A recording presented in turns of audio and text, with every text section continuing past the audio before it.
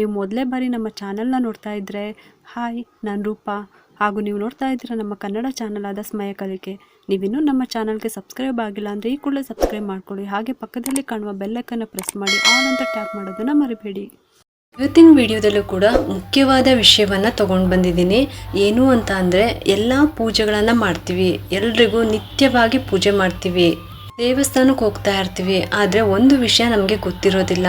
ಯಾವುದು ಅಂತ ಅಂದರೆ ದೇವ್ರಿಗೆ ಪ್ರದಕ್ಷಿಣೆ ನಮಸ್ಕಾರ ಎಷ್ಟು ಹಾಕಬೇಕು. ಎಲ್ರಿಗೂ ಈ ಒಂದು ಅನುಮಾನ ಇದ್ದೇ ಇರುತ್ತೆ. ದಿನನಿತ್ಯ ನಾವು ದೇವ್ರ ಮನೆಯಲ್ಲಿ ಪೂಜೆ ಮಾಡಿದ್ಮೇಲೆ ಎಷ್ಟು ನಮಸ್ಕಾರ ಹಾಕಬೇಕು, ಇನ್ನು ದೇವಸ್ಥಾನಕ್ಕೆ ಹೋದಾಗ ಎಷ್ಟು ನಮಸ್ಕಾರ ಹಾಕಬೇಕು, ಎಷ್ಟು ನಮಸ್ಕಾರಗಳನ್ನು ಹಾಕಿದ್ರೆ ಏನು ಫಲ ಇದೆ, ಇದೆಲ್ಲ ಕೂಡ ನಮಗೆ ತಿಳ್ಕೋಬೇಕು.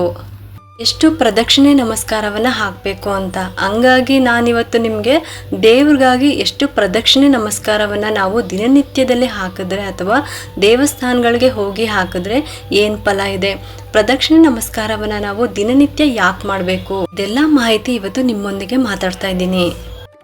ಎಲ್ಲ ಪೂಜೆ ಆದಮೇಲೆ ನಾವು ಪ್ರದಕ್ಷಿಣೆ ನಮಸ್ಕಾರವನ್ನು ಮಾಡಬೇಕಾಗತ್ತೆ. ಅದನ್ನು ಭಗವಂತ ನಮ್ಮಿಂದ ಸ್ವೀಕಾರವನ್ನು ಮಾಡ್ತಾರೆ. ನಾವು ಸುಮ್ಮನೆ ಪ್ರದಕ್ಷಿಣೆ ಅಂತ ಬಂದ್ಬಿಟ್ಟು ಫಾಸ್ಟಾಗಿ ಗರ ಅಂತ ಸುತ್ತಬಿಟ್ಟು ಹಾಕೋದಲ್ಲ. ಯಾವ ಥರ ಪ್ರದಕ್ಷಿಣೆ ನಮಸ್ಕಾರವನ್ನು ಹಾಕಬೇಕು ಅದ್ರ ಬಗ್ಗೆ ತಿಳ್ಕೊಳ್ಳೋಣ. ಎಷ್ಟು ಪ್ರದಕ್ಷಿಣೆ ಹಾಕಿದ್ರೆ ಏನು ಫಲ ಸಿಗುತ್ತೆ ಅಂತ ನೀವು ನೋಡಿಕೊಂಡು ಅಷ್ಟು ಪ್ರದಕ್ಷಿಣೆಗಳನ್ನು ನಿಮಗೆ ಬೇಕಾದ ಸಮಯದಲ್ಲಿ, ಅಂದರೆ ಬೆಳಗ್ಗೆ ಆದರೂ ಸರಿ ಅಥವಾ ಸಂಜೆ ಆದರೂ ಸರಿ ನೀವು ಹಾಕೋಬೋದು. ದಿನನಿತ್ಯದಲ್ಲಿ ನಮಸ್ಕಾರವನ್ನು ಹಾಕುವಾಗ ದೇವ್ರಿಗೆ ಯಾವ ಶ್ಲೋಕವನ್ನು ಹೇಳಬೇಕು ಅಂತಲೂ ಕೂಡ ತಿಳ್ಕೊಳ್ಳೋಣ. ಒಂದು ಶ್ಲೋಕನ ಡಿಸ್ಕ್ರಿಪ್ಷನ್ ಬಾಕ್ಸಲ್ಲೂ ಕೂಡ ಬರೆದಿರ್ತೀನಿ, ನೀವು ನೋಡಿಕೊಂಡು ಬರ್ಕೋಬೋದು. ಮತ್ತು ನಾವು ಎಷ್ಟು ಪ್ರದಕ್ಷಿಣೆ ನಮಸ್ಕಾರವನ್ನು ಹಾಕಬೇಕು ಅಂತಲೂ ಕೂಡ ತಿಳ್ಕೊಳ್ಳೋಣ. ಮೊದಲು ನಾವು ಶ್ಲೋಕವನ್ನು ಶುರು ಮಾಡಬೇಕು. ನಾವು ಎಲ್ಲ ಪೂಜೆ ಮಾಡಿದ್ಮೇಲೆ ಸ್ವಲ್ಪ ಅಕ್ಷತೆಯನ್ನು ಕೈಯಲ್ಲಿ ಇಟ್ಕೊಂಡು ಈ ಒಂದು ಶ್ಲೋಕವನ್ನು ಹೇಳ್ಕೋಬೇಕು. ಪ್ರದಕ್ಷಿಣೆಯನ್ನು ಹಾಕಬೇಕು. ಶ್ಲೋಕನ ನಾನು ಡಿಸ್ಕ್ರಿಪ್ಷನ್ ಬಾಕ್ಸ್ನಲ್ಲಿ ಕೊಟ್ಟಿರ್ತೀನಿ. ನಾವು ಜನ್ಮ ಜನ್ಮಾಂತರದಿಂದ ನಾನಾ ಪಾಪಗಳನ್ನು ಮಾಡಿಕೊಂಡು ನಾವು ಬಂದಿರ್ತೀವಿ. ಈ ಪ್ರದಕ್ಷಿಣೆಯನ್ನು ನಾನು ಪದೇ ಪದೇ ಹಾಕ್ಬಿಟ್ಟು ನನ್ನ ಪಾಪ ಕರ್ಮಗಳನ್ನು ನಾನು ಕಳ್ಕೋಬೇಕು ಅಂತ ಇಚ್ಛೆ ಪಡ್ತಾ ಇದ್ದೀನಿ. ನಾನು ನಿನ್ನಲ್ಲಿ ಶರಣಾಗತನಾಗಿದ್ದೀನಿ. ನನ್ನ ಪಾಪಗಳನ್ನು ನೀನು ಕಳೆ ಭಗವಂತ ಅಂತ ಕೇಳಿಕೊಂಡು ನನ್ನ ಮೇಲೆ ನೀನು ಕೃಪೆಯನ್ನು ಮಾಡು, ದಯೆಯನ್ನು ತೋರು, ನನ್ನನ್ನು ನೀನು ಪಾಪಗಳಿಂದ ವಿಮುಕ್ತನಾಗಿ ಮಾಡಿ ನನ್ನನ್ನು ರಕ್ಷೆ ಮಾಡು ಭಗವಂತ ಅಂತ ನಾವು ಭಗವಂತನಲ್ಲಿ ಪ್ರಾರ್ಥನೆ ಮಾಡಬೇಕು. ನಾವು ಈ ಪ್ರದಕ್ಷಿಣೆಯನ್ನು ಯಾವ ಥರ ಹಾಕಬೇಕು ಅಂತ ಅಂದರೆ, ಯಾವತ್ತೂ ನಾವು ವೇಗವಾಗಿ ಅಂದರೆ ಫಾಸ್ಟಾಗಿ ಪ್ರದಕ್ಷಿಣೆಯನ್ನು ಹಾಕಿದ್ರೆ, ಅಂದರೆ ಬೇಗ ಪ್ರದಕ್ಷಿಣೆ ಹಾಕಿ ಅರ್ಜೆಂಟ್ನಲ್ಲಿ ಮಾಡಿದ್ರೆ ಅದು ಯಾವುದೇ ನಮಗೆ ಪುಣ್ಯದ ಫಲ ಸಿಗೋದಿಲ್ಲ ಅಂತ ಹೇಳ್ತಾರೆ. ವರಾಹ ಪುರಾಣ ಪ್ರಕಾರ ಹೆಜ್ಜೆ ಮೇಲೆ ಹೆಜ್ಜೆ ಇಡ್ತಾ ನಿಧಾನವಾಗಿ ಪ್ರದಕ್ಷಿಣೆ ಹಾಕಬೇಕು ಅಂತಾರೆ. ಕೈಯನ್ನು ಜೋಡಿಸ್ಕೊಂಡು ಭಗವಂತನ ಧ್ಯಾನವನ್ನು ಮನಸ್ಸಿನಲ್ಲೇ ಮಾಡ್ತಾ ಮತ್ತು ಭಗವಂತನ ಸ್ತುತಿಯನ್ನು ಬಾಯಿಂದ ಮಾಡ್ತಾ ನಾವು ನಿಧಾನವಾಗಿ ಪ್ರದಕ್ಷಿಣೆ ಹಾಕಬೇಕು ಅಂತ. ಹೇಗಂತ ಅಂದರೆ 9 ತಿಂಗಳ ಗರ್ಭಿಣೆ, ತುಂಬು ಗರ್ಭಿಣೆ ಹಾಕ್ತಾಳಲ್ಲ, ಕೈಯಲ್ಲಿ ಬಿಂದಿಗೆ ಕೊಟ್ಟರೆ ಅಂದರೆ ತುಂಬಿರೋ ಬಿಂದಿಗೆನ ಕೊಟ್ಟರೆ ಹೇಗೆ ನಿಧಾನವಾಗಿ ನಡ್ಕೊಂಡು ಬರ್ತಾಳೋ ಅದೇ ಥರನೇ ನಾವು ಪ್ರದಕ್ಷಿಣೆಯನ್ನು ಭಗವಂತನಿಗೆ ಹಾಕಬೇಕು ಅಂತ ಹೇಳ್ತಾರೆ. ಮತ್ತು ಯಾವಾಗಲೂ ನಾವು ಏನೇ ಸೇವೆ ಮಾಡಲಿ ಆದಷ್ಟು ನಿಧಾನವಾಗಿ, ಅಂದರೆ ಚಾತುರ್ಮಾಸದಲ್ಲಿ ಅಧಿಕ ಮಾಸದಲ್ಲಿ 33 ನಮಸ್ಕಾರ ಅದನ್ನೆಲ್ಲನೂ ಕೂಡ ನಿಧಾನ ಗತಿಯಲ್ಲಿ. ಅದರಲ್ಲಿ ಲಕ್ಷ್ಮೀ ನಮಸ್ಕಾರ ಹಾಕುವಂಥ ಪದ್ಧತಿ ಹೇಗಂತ ಅಂದರೆ, ಒಂದು ಆಕಳು ಮತ್ತು ಕರು ಎರಡು ಜೋಡಿಯಾಗಿ ಮಲ್ಕೊಂಡ್ರೆ ಎಷ್ಟು ಜಾಗ ಆಗುತ್ತೋ ಅಷ್ಟೂ ಜಾಗ ಸುತ್ತಿ ಬರಬೇಕು ಅಂತ ಹೇಳ್ತಾರೆ. ಹಂಗಾಗಿ ನಿಧಾನವಾಗಿ ಪ್ರದಕ್ಷಿಣೆಯನ್ನು ಹಾಕಬೇಕು. ದೇವಸ್ಥಾನದಲ್ಲೇ ಆಗಿರಲಿ ಮನೆಗಳಲ್ಲೇ ಆಗಿರಲಿ ನಾವು ಬಲಗಡೆಯಿಂದ ಸುತ್ತಕೊಂಡು ಎಡಗಡೆಗೆ ಬಂದ್ಬಿಟ್ಟು ನಮಸ್ಕಾರವನ್ನು ಹಾಕಬೇಕು. ದೇವಸ್ಥಾನದಲ್ಲಾದ್ರೂ ಅಷ್ಟೇ ದೇವರ ಬಲಗಡೆಯಿಂದ ಹೋಗಿ ಎಡಗಡೆಗೆ ಬಂದು ನಮಸ್ಕಾರವನ್ನು ಮಾಡಬೇಕು. ಇವಾಗ ನಿಮಗೆ ಪ್ರದಕ್ಷಿಣೆ ಬರೋದು ಗೊತ್ತಾಯಿತು. ಇನ್ನು ದೇವರಿಗೆ ನಮಸ್ಕಾರ ಯಾವ ಕಡೆ ಮಾಡಬೇಕು ಭಗವಂತನಿಗೆ ಅಂತ ತಿಳ್ಕೊಳ್ಳೋಣ. ಯಾವತ್ತೂ ಭಗವಂತನಿಗೆ ನೇರವಾಗಿ ನಮಸ್ಕಾರವನ್ನು ಮಾಡಬಾರ್ದು. ನೇರವಾಗಿ ಮಾಡುವಂಥ ನಮಸ್ಕಾರ ನಮಗೆ ಫಲ ಸಿಗೋದಿಲ್ಲ, ವರ ಕೊಡೋದಿಲ್ಲ ಭಗವಂತ. ಆಮೇಲೆ ಹಿಂಭಾಗದಲ್ಲಿ ನಮಸ್ಕಾರವನ್ನು ಭಗವಂತನಿಗೆ ಮಾಡಬಾರ್ದು. ಕೆಲವರೆಲ್ಲ ನೋಡಿರ್ತೀರ, ದೇವಸ್ಥಾನದಲ್ಲಿ ಹಿಂದ್ಗಡೆ ಇರುವಂಥ ಗೋಡೆನ ಮುಟ್ಬಿಟ್ಟು ನಮಸ್ಕಾರ ಮಾಡಿಬಿಟ್ಟು ಎಲ್ಲನೂ ಕಪ್ಪಾಗಿ ಮಾಡಿರ್ತಾರೆ. ನೀವು ಯಾವತ್ತೂ ಕೂಡ ಹಿಂದ್ಗಡೆ ಮುಟ್ಬಿಟ್ಟು ನಮಸ್ಕಾರವನ್ನು ಮಾಡಬಾರ್ದು. ಯಾವುದೇ ಕಾರಣಕ್ಕೂ ದೇವ್ರಿಗೆ ಹಿಂದ್ಗಡೆ ನಮಸ್ಕಾರ ಮಾಡಬಾರ್ದು. ಆಮೇಲೆ ಎಡಗಡೆ ನಮಸ್ಕಾರವನ್ನು ಮಾಡಬಾರ್ದು.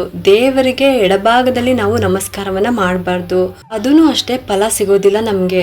ಆಮೇಲೆ ಗರ್ಭಗುಡಿಯಲ್ಲಿ ನಮಸ್ಕಾರಗಳನ್ನು ಮಾಡಬಾರ್ದು.